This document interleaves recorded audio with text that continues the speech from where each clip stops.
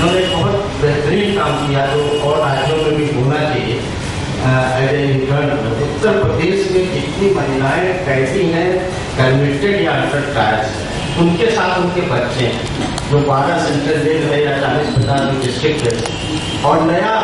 Act आया है जिसमें कि सारे बच्चों को जो 6 और 14 साल के बीच का है उनको शिक्षा देना फ्री एंड कंपल्सरी है, फंडामेंटल राइट। इन्होंने सारे जिलों का अध्ययन किया और पाया कि कहीं भी किसी बच्चे को शिक्षा की कोई व्यवस्था नहीं की गई, और 115 बच्चों की लिस्ट तैयार किया सारे जेल से, जो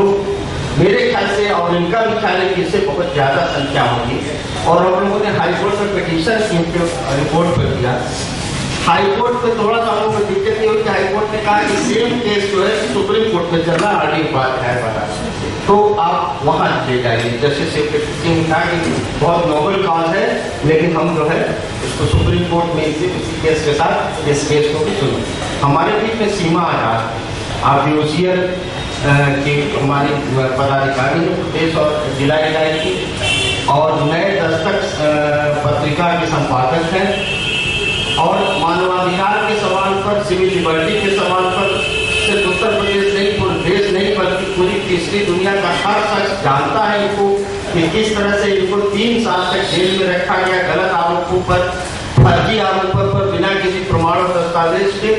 यह हमारे लिए बहुत गौरव की बात है कि पॉलिटिकल बिजनेस के सवाल पर बात करने के लिए सीमा जी यहाँ पर है। हमारे बहुत वरिष्ठ अधिवक्ता भी हैं, जैसे रणवीर सिंह सुमन जी हैं, जैसे हमारे शिव कुमार मिश्रा जी हैं, जैसे रुद्र प्रसाद जी हैं, जैसे सत्येंद्र जी हमारे इलाहाबाद हाईकोर्ट के हैं, जैसे शम्स विकास जी हैं, रमेश कुमार जी हैं, हमारे गाजीपुर के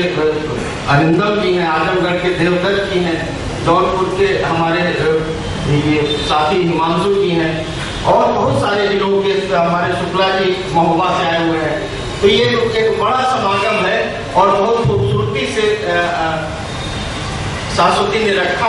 और बहुत समझदारी से बताया कि क्या क्या चुनौतियां हैं जिसे हमें पूरा करना है और क्या क्या मंजिलें हैं जिसको हम हासिल कर चुके हैं। बहुत लंबा सफर है, इसलिए यह देश गरीबों का देश है और गरीबों के लिए न्यायपालिका के दरवाजे खुलते नहीं हैं और वकीलों को इंगेज करना एक बहुत कठिनाई भरा काम है। तो इस चुनौती को ह्यूमन राइट्स लॉ नेटवर्क इसलिए नहीं लिया, ह्यूमन राइट्स लॉ नेटवर्क में ताकत है, वही इसलिए उत्तर प्रदेश में जितनी और ताकतवर संस्थाएं हैं, चाहे PVCHR हो, चाहे वो PUHR हो, चाहे PUCL हो, चाहे अन्य मानवाधिकार के संगठन हो और जनसंघ, सब हमारे इस प्रयास में हमारा मार्गदर्शन करते हैं, हमारा साथ देते हैं। मैं आदरणीय विष्णु शुक्ला जी को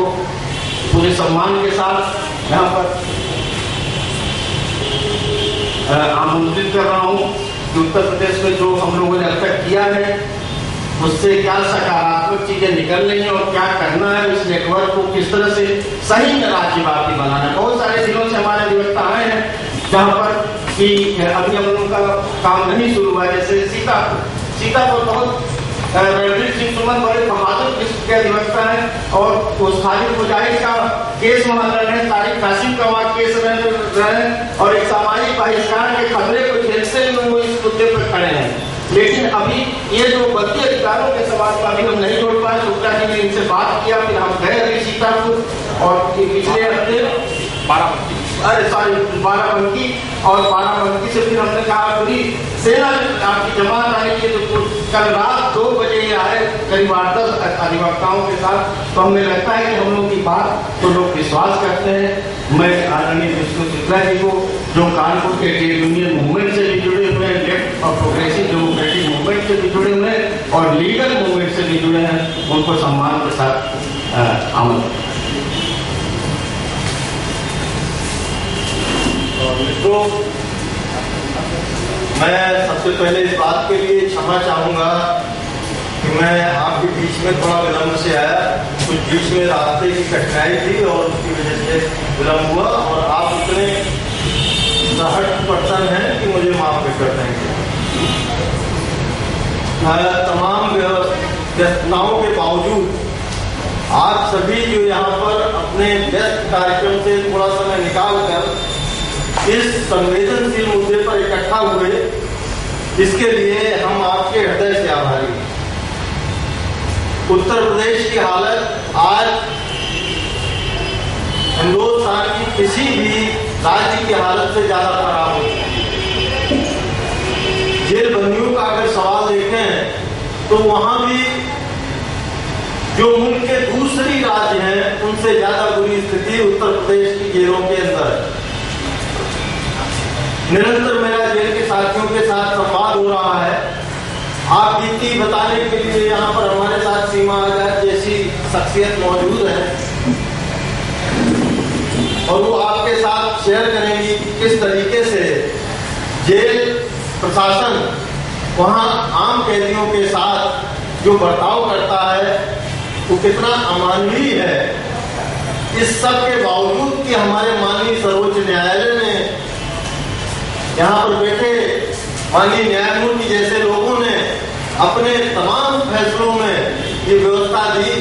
कि मानवाधिकारों की रक्षा के लिए जो जेल में बंद लोग हैं उनके साथ भी मानवीय व्यवहार करना कितना आवश्यक है। हमारे उत्तर प्रदेश में ओवर क्राउडिंग एक बिल्कुल जो है अपरिहार्य सी समस्या बन गई है। लोगों के पास तमाम तरीके की जो बीमारियां बाहर नहीं होती हैं जेल में जाने के बाद हो जाती हैं और उनका कोई उपचार नहीं है। जब वो जेल प्रशासन को कहते हैं कि हमें ये समस्या है तो जेल प्रशासन उनके भेज देता है जो उनके चिकित्सालय है और वहाँ पे कंपाउंडर नुमा आदमी वो उनके इंजेक्शन ठोक देता है। पता नहीं किस चीज का होता है लेकिन उनके पास एक ही इंजेक्शन होता है जो सबके जो है लगाया जाता है। वो लोग जो साधन संपन्न है कुशवाहा जैसे लोग उनकी बात दीगर है। उनके लिए संजय गांधी रेफर कर दिया जाएगा, उनके लिए व्यवस्था कर दी जाएगी। उनकी सत्ता के साथ अपनी तरीके की साठगांठ है, उनके लिए सारी सुविधाएं हैं। लेकिन जो आम कैदी है उसके साथ बहुत सारी आपत्तियां हैं। अभी कानपुर में एक महिला ने फांसी लगा करके जेल के अंदर अपनी मृत्यु का वर्णन कर दिया। इटावा जेल में लगातार एक के बाद एक घटनाएं हो रही और वहां पे फिर जो है परसों के दिन ये हालात हो गए कि वहां के बंदियों को बुरी तरीके से पीटा गया और जब पिटाई की गई और बंदियों ने जब भूख हड़ताल की तब जिला प्रशासन ने जाकर वहां दखल दिया और ये स्थिति बनी कि कुछ स्थितियां सामान्य। पुलिस किस तरीके से लोगों को गिरफ्तार करती है इसका हाल का एक जीता जागता उदाहरण ये है कि अभी हमारे एक साथी रायपुर से पकड़े गए और उनको दिखाया गया कि वो रायपुर में नहीं थे,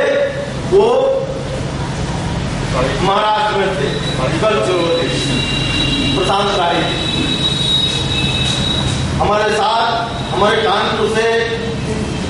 जो तथाकथित रूप से हमारे बहुत सारे साथियों को बंद करके रखा गया है माओवादी होने के नाम पर, उनके पास कोई ऐसा साहित्य नहीं पाया गया।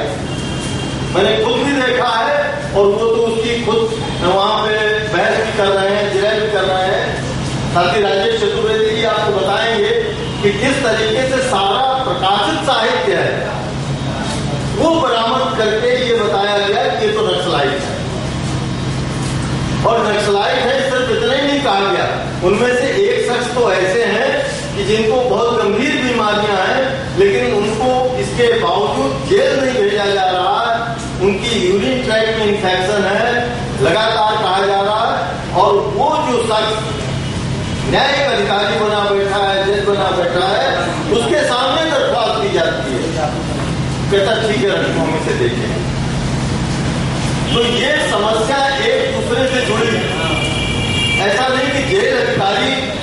जेल में अत्याचार कर रहे हैं, ऐसा नहीं कि राज्य प्रशासन वो जुर्म ढा रही है। हमारा जो ये न्यायिक फोरम है ये भी किसी मायने में उत्पीड़न करने में, प्रताड़ना पहुंचाने में किसी मायने में कम नहीं है। ये इस सब के बावजूद है कि हमारे मुल्क में बहुत सारी सुप्रीम कोर्ट में व्यवस्थाएं नहीं, हाई कोर्ट सुपरवाइजरी अथॉरिटी है, लेकिन फिर भी नीचे के स्तर पर जो हो रहा है वो भयावह है।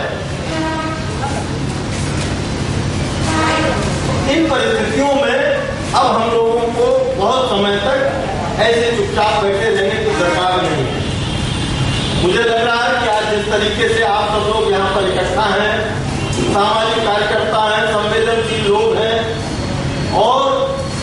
जो मानवाधिकार के मुद्दे हैं उनके संवेदनशील हैं। हम लोग यहाँ पर न खाली विचार विमर्श करेंगे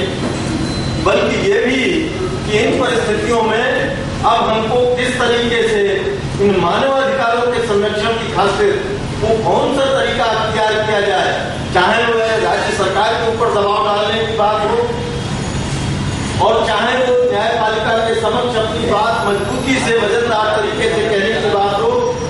या ये जेल प्रशासन में आमूल परिवर्तन की बात हो, ये तो अब करना ही पड़ेगा। अब ये सुधारवादी जो दृष्टिकोण था जिसके चलते चीजें बद से बदतर होती गई, अब उनमें बदलाव लाने के लिए बहुत जरूरी है और ये किसी से छुपे हुए तथ्य नहीं। सबको पता है कि जेलों में अत्याचार की पराकाष्ठा है। सबको पता है कि जेलों में जो कैदी बंद हैं उनकी संख्या जितनी जेल की क्षमता है उससे 2 गुनी 3 गुनी से ज्यादा है और नई जेलें बनने के लिए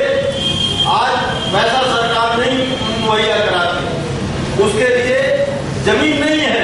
लेकिन औद्योगिक घरानों को देने के लिए सरकार के पास हर तरीके की जमीन है और मुफ्त की जमीन है।